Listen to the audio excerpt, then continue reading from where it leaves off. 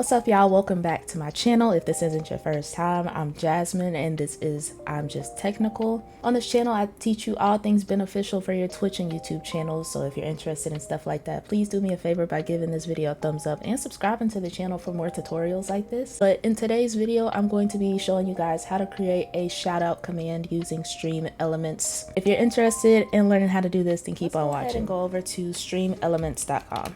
Once you're in StreamElements, you want to make sure that you log in with your Twitch channel. I'm already logged in. And then go to your dashboard. Once you're here, you want to make sure that you go over to Chatbot. It may be closed or collapsed like this. So you just want to click on Chatbot and it will open up. And then you want to click on Chat Commands. Now we're going to come over here and click on Custom Commands. I'm going to click on Add New Command. For this one, I'm literally going to name it Shoutout. User level, I would suggest not having this at to where everyone can use it, because then they'll just be shouting out any and everybody. They'll shout out themselves, they'll shout out their friends. So I would highly suggest leaving this on for moderators. And then if you don't have any moderators for your channel, I would still have this on a moderator level.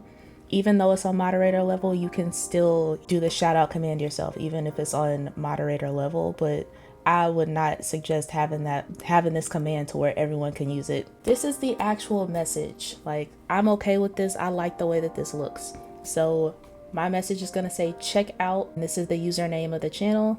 And then this is going to also put the link to their channel. They were recently playing, and it'll let you know what game they were recently playing in their last stream. I'm gonna click save.